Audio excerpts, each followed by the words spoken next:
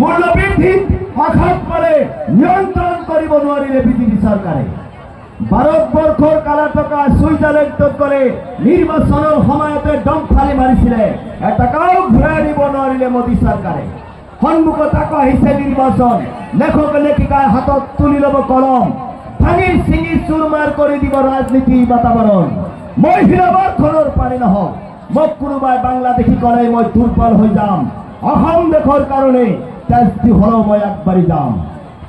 মোৰ অধিকাৰ, মই হিন্দু না মুসলমান নালাগে মোৰ প্ৰমাণ।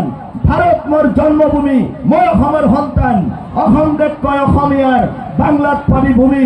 শরণার্থী আনি দেশৰ চৰকাৰে দিব বিচাৰে ভূমি। প্ৰতিবাদী কণ্ঠ মোৰ, তীব্ৰ প্ৰতিবাদ কৰোঁ। দেশৰ বাবে মোৰ জীৱনখন উচৰ্গাও কৰিব পাৰোঁ। মাতৃভাষা মোৰ অসমীয়া, সদায় গৌৰৱ কৰোঁ। 1983 চনৰ আন্দোলনৰ কথা